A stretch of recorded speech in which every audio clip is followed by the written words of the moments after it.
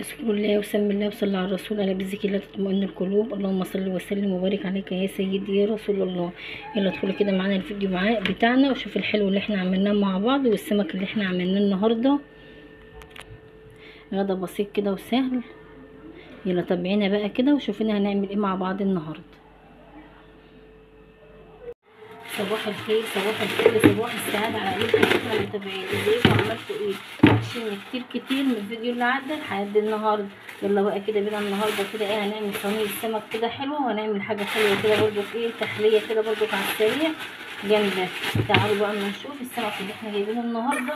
جايبين سمك ايه، روسي او سمك مخلوق زي ما بيسموه طبعا ايه عندكم. احنا عندنا بنسميه روسي، انتوا بقى عندكم بتسموه ايه؟ السمك ده بقى كده جبته كده، هنزل بيه الاول كده هغسله كده واوضبه. هغسله بقى كده انضفه الاول كده واظبطه علشان نشوف هنعمل بقى ايه في كده سوا النهارده. اول حاجه كده ابدا بالسمك. يعني الوقت كان داخل خلاص بقى، والنهارده الجمعه، انتوا عارفين الوقت بيعدي كده على طول.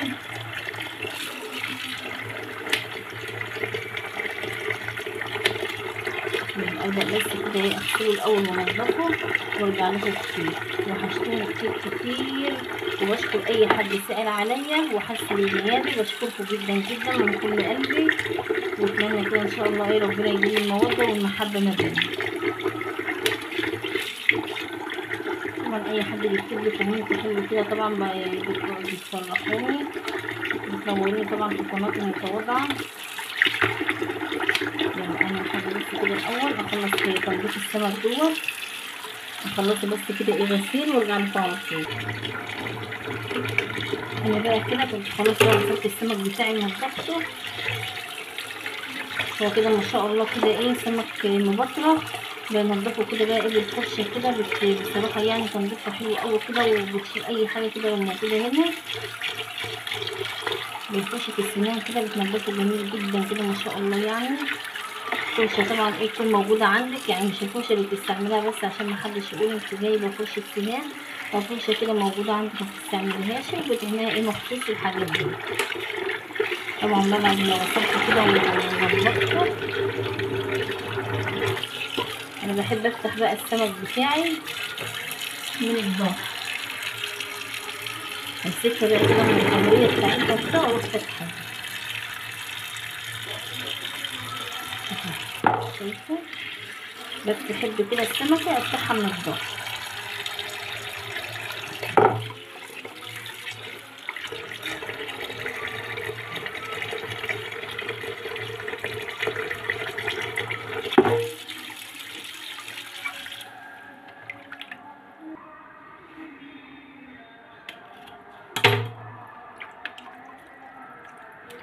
بس كده يلا نركنه وتعالوا نوضب ايه الخلطه بتاعت السمك كلها. يلا بقى كده طبعا احنا عارفين اهم من الشغل ايه تظبيط الشغل، وده كان معانا بقى هنا كده تظبيط الشغل كده. الاول نصب كوبايه القهوه بس بتاعتنا.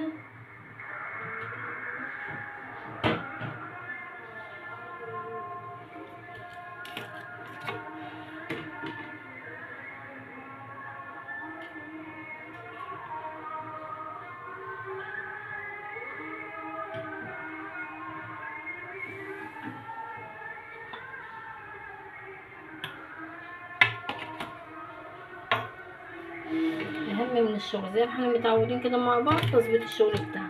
دي كده كانت الطماطم اللي ويانا، وبعدين بقى كده ايه قرنين الفلفل بقى كده نمسكهم كده برضو كده نظبطهم. ومعايا طبعا ايه واحد حامي كده.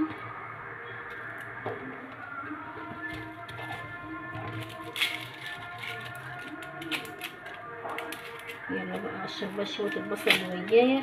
احنا عارفين طالما معانا الصينيه ديت لازم بيطلع من وراها كده ايه مواهب كده، بصل بقى وطماطم وخضار. وهنعمل لها بطاطس برضو دلوقتي، يعني هنظبطها كده ونروقها ونروق عليكم برضو.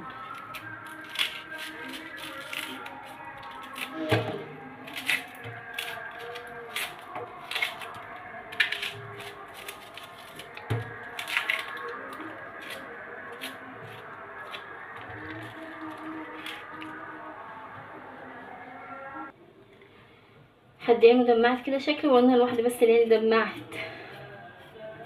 عيني دمعت خالص من البصل.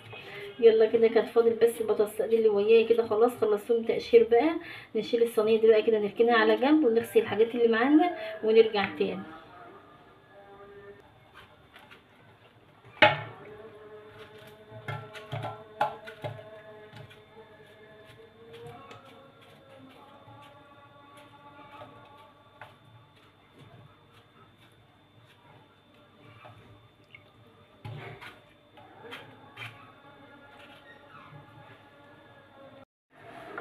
هنا بقى بعد ما فرمت كل حاجتي اهيت معايا بقى دون ايه في كمون وكزبره وشويه فلفل اسمر كده على ملح، وكنت دقه شويه توم بقرن فلفل ايه احمر كده. همسك بقى كل الحاجات ديت هدعكها كده الاول في بعضها الاول قبل ما اعمل اي حاجه. بصراحه بقى كان عندي اللي هي السبع بهارات دي كانت جميله جدا. كنت عامله يعني حوالي كده 11 حاجه كده على بعض، كنت بحط الحبه بس كده نص معلقه منها، كانت بتخلي طعم الاكل جميل جدا بصراحه. ان شاء الله نعملها تاني مع بعض. يعني هي بصراحه كده انا عملتها مره وفضلت عندي حوالي سنه. خلاص بعد ما دعكتهم كده مع بعض ظبطت بقى الصينيه بتاعتي كده وفردت البطاطسات في الارضيه، وكنت ناقصه الخلطه اللي ويايا دي. هعمل ايه بقى تاني؟ همسك بقى السمكه اهيت اللي ويايا انا فاتحاها طبعا هيت من الظهر، وابدا بس كده ايه احشيها. استني يا حبيبتي دي اول هبدا بس كده اهيت احشيها بقى كده ايه وارصها واقفلي يا بوح. هعمل كله بالطريقه. بحط بقى كده ايه نقطه خل كده صغيره اهيت عليها، واحط شويه زيت،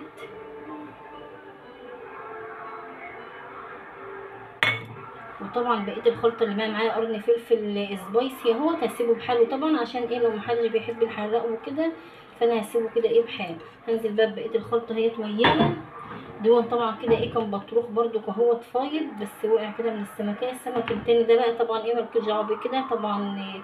عندنا هنا كل واحد كده برايه وكل واحد بيحب حاجه، فاحنا يعني بنجيب تشكيله كده على طول اللي له مزاج بحاجه بنجيبها. يعني عندك طبعا لو بنتك بقى وابنك بيحبش السمك دوت بجيب طبعا ايه اللي هو بيحبه طبعا واعمليه عادي مفيش اي مشكله خالص. عصرت بقى كده الليمون بقى عليها هو اهم حاجه كده. عصرت 3 ليمونات كتري كده من الليمون. الليمون ده بيخليه جميل جدا. خلاص هنزل بقى بشويه الزيت كمان اللي فاضلين هم بس كده. يلا بقى ندخلها الفرن. ازازه الزيت بقى كانت لسه جايه وكده كنت عايزه احط شويه كمان.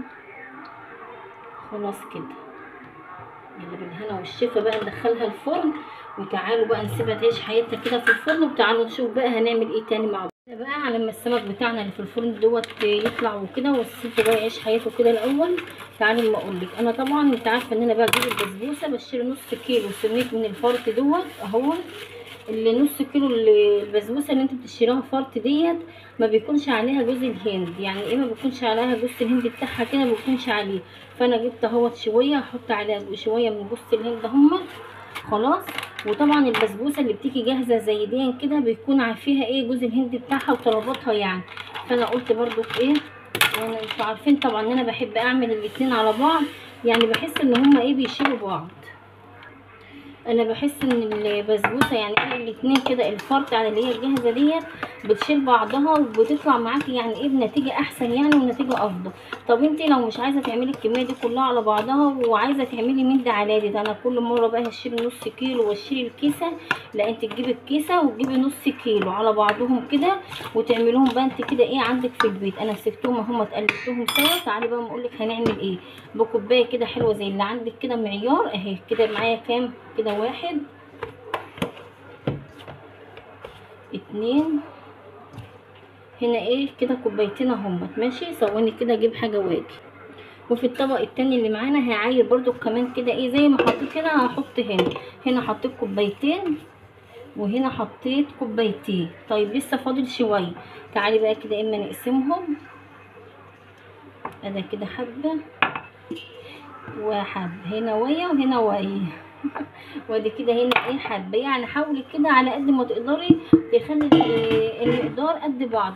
دولت بقى هتحطوهم في كيسه وتشيليهم تعملوهم المره الجايه، ودول اعملوهم المره دي، يعني بحيث ايه بدل ما انت لو مستكتره الكميه او حاجه فاعملوهم كده ايه على مرتين. دولت هيعملوا صينيه حلوه كده صغيره، هوريكي مقدارها دي. يعني الكوبايتين من ديت هتعمل معاكي ايه حوالي مقدار الصينيه بتاع البسبوسه الصغيره ديت مقاس 26 او الصاج ده مقاس 26. هتقدري بقى ايه تعملي فيها كده صينيه ايه تبقى حلوه معاكي كده وطلباتها بسيطه معاكي.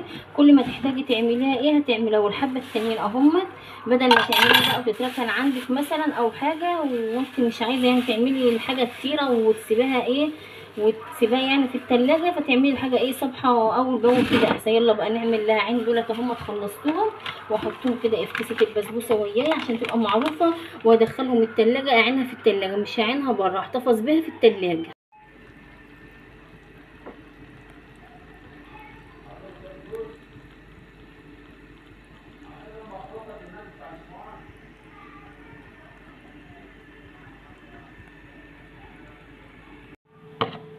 هنا بقى هننزل بالبيكنج باودر، هاخد معلقه بس اهي، بقيته اقفل الكيسه مظبوطه اهيت وعينها المره الجايه. هنزل بقى بحوالي كده ايه 3-4 معالق سمنه اهوت.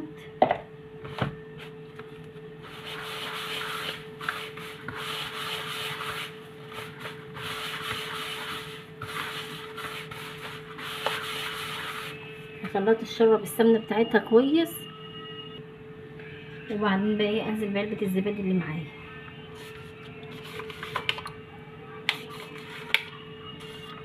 انا دايما كده ايه بحب انزل لها بشويه لبن كده حليب، يعني حوالي ايه معلقتين بس كده او حاجه.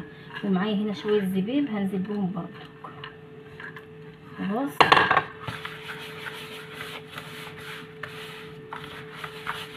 يعني احنا لو كنا عاملين الكميه كلها كنا بنحط علبتين 2 زبادي، ديت علبه واحده من الكبيره او علبتين 2 من الصغيره.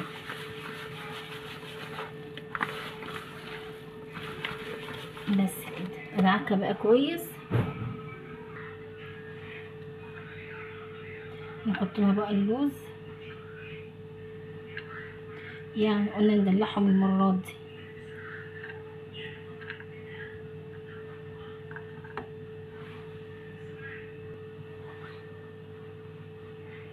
خلاص كده ندخلها الفرن بقى. كده صينيه البسبوسه جهزت معايا.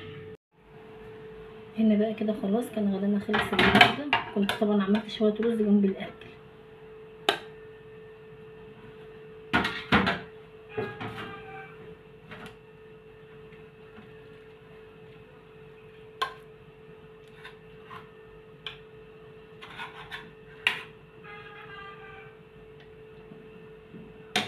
وده كان السمك بتاعنا اهوت.